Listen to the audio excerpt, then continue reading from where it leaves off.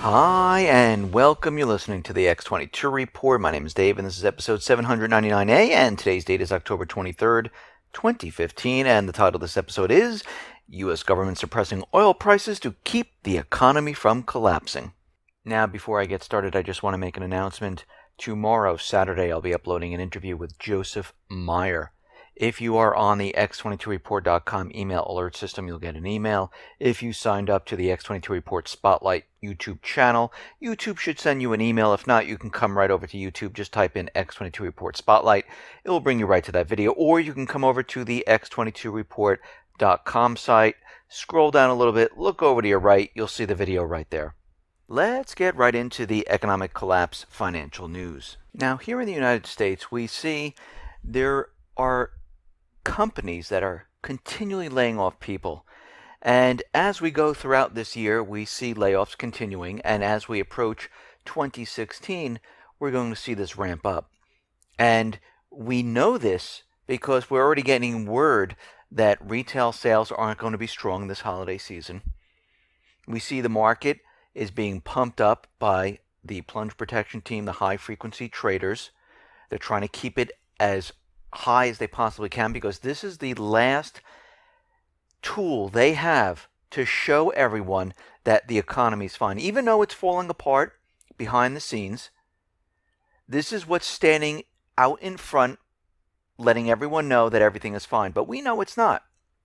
And as more and more companies lay off, and as we get more and more of these economic indicators that the economy is continually collapsing, it's just going to get worse, and their statistical numbers and their illusion is going to separate even further as we go into 2016. Now, we're getting more layoffs like State Street Corp, about 200 to 600 globally. GM is going to cut about 500 people. JCPenney, 300. Credit Suisse, they're planning on job cuts. Microsoft laid off about 1,000 people today. And when we look at the economy right now, it looks very, very similar to 2008, right before everything fell apart.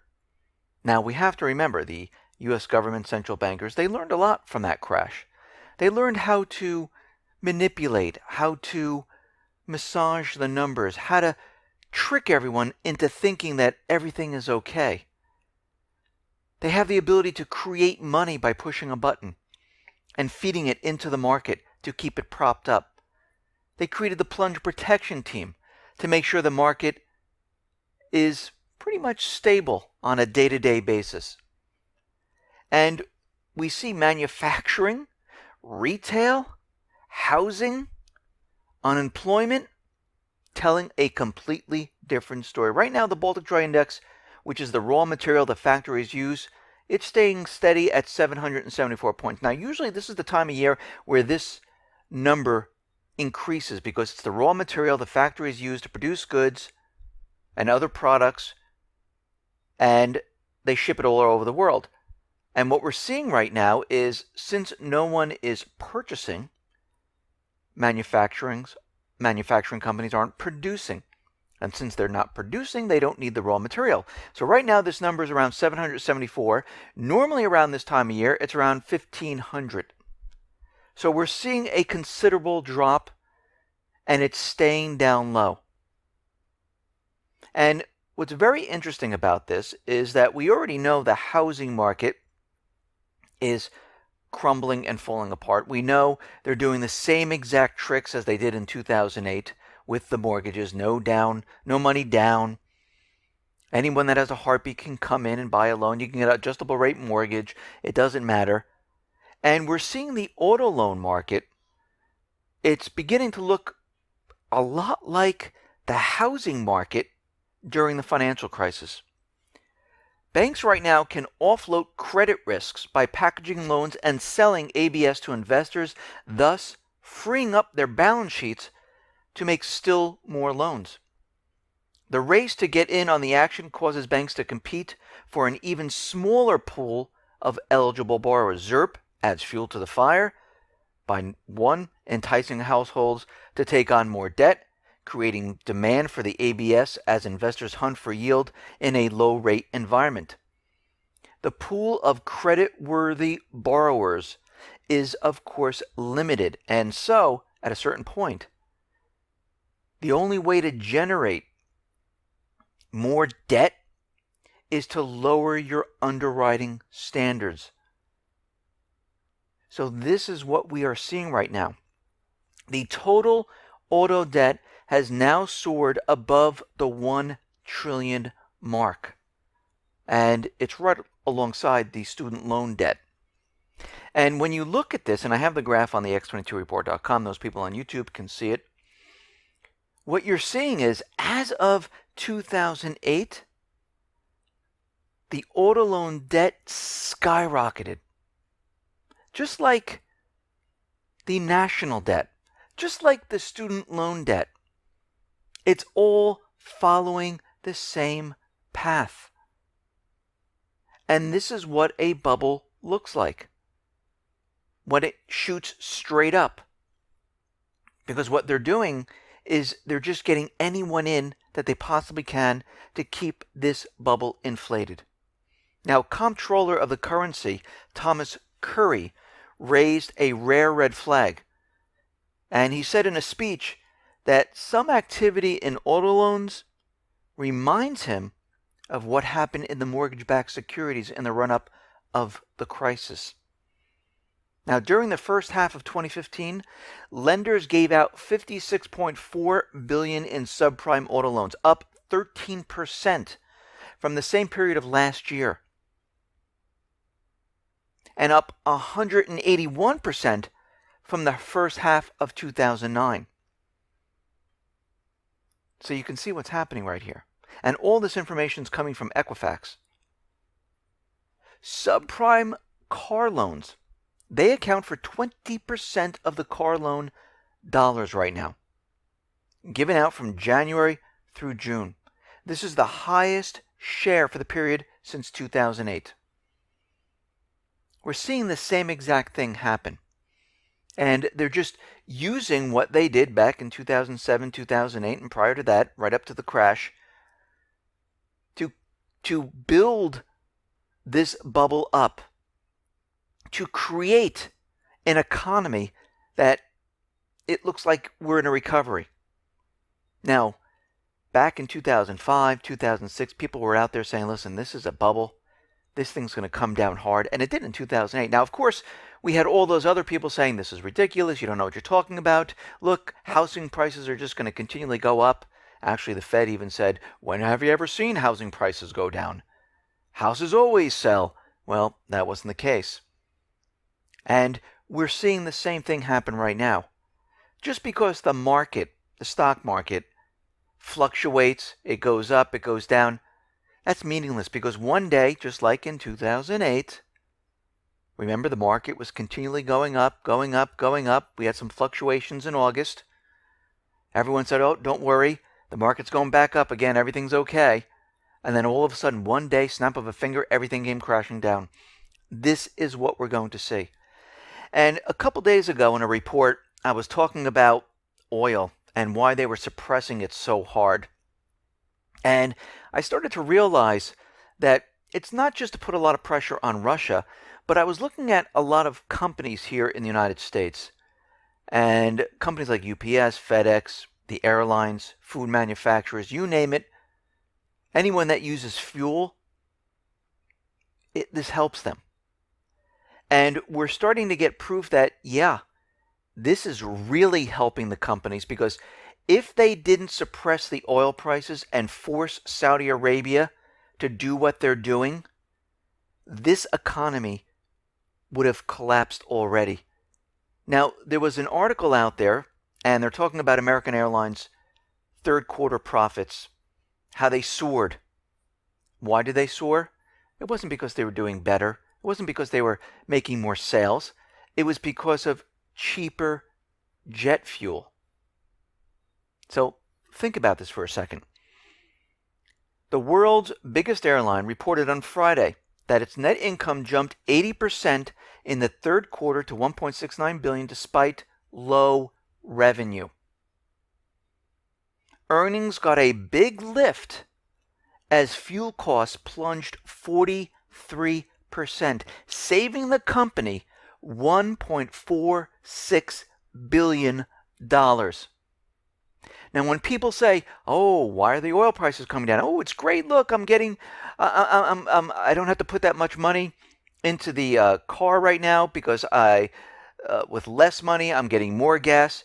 But the central bankers and the U.S. government, they're tricking everyone right now, making you feel, and I'm talking to a lot of people, they feel the economy is doing much, much better now because oil prices have come down so much and they're continually dropping.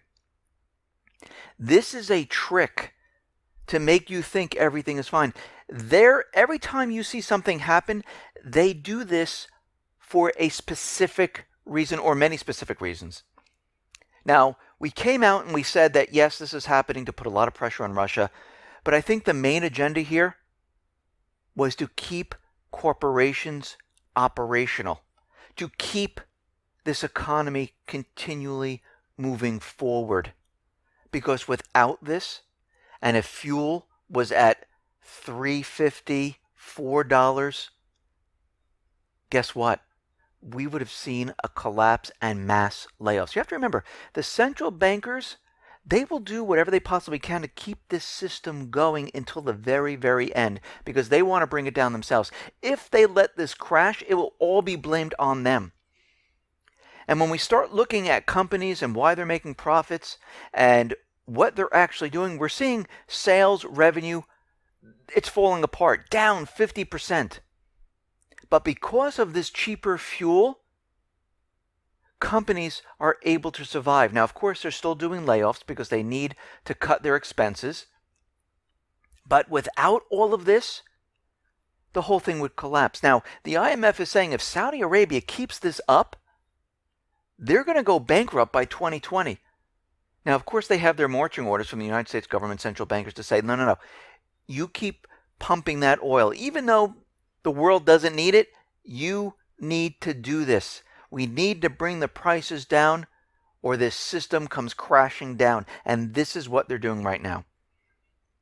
Because right now, we have a huge amount of debt. We know that Congress is looking at that debt ceiling, which is absolutely meaningless at this time because what has happened every single time they looked at the debt ceiling where they made a really big deal, ooh, the government can be closing down. You know what? Let them close down. All they do is say, okay, let's fight a little bit, and they only have one alternative, and that's to increase the debt ceiling. So the government can borrow more from the Fed. That's it. So they're going to raise the debt ceiling to 19.6 trillion from 18.1, and this will keep them going to March 2017. They never look at the bigger issue. And what is the bigger issue? That is to get rid of the central bank, to get rid of this central banking system where the government has to borrow money with interest on top of it. The government, according to the Constitution, has the ability to create its own currency without interest. Now, in Puerto Rico, we understand Obama's pushing and Congress is out there saying, yes, we need to help Puerto Rico. And if we don't give them this bailout, it reminds me of 2008, there's going to be a humanitarian crisis. So, of course, they're changing the laws and they're using fear. And it's funny when people say, I'm using fear. No, I'm taking what's out there and relaying it to everyone else. It's actually, if you really look at it, our government, and I don't like calling them officials, they're government employees who continually tell us, ISIS is coming. ISIS is a terrorist group.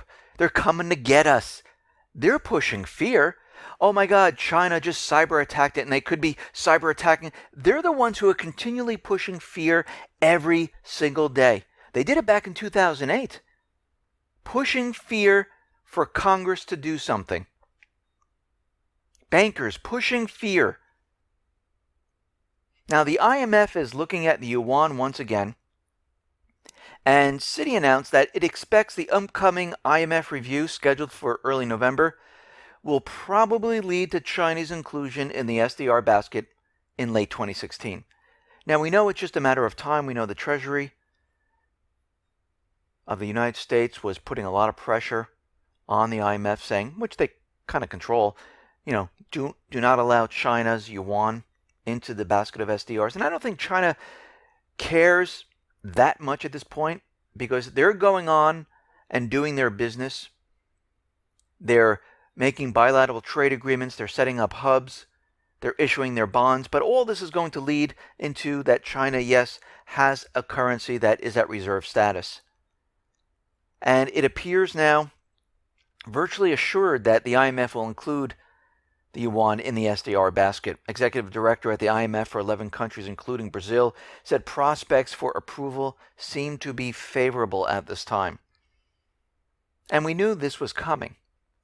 And they can only put this off for so long. They were hoping to put it off for another year because they wanted to have some type of an event to cover up this entire economic collapse.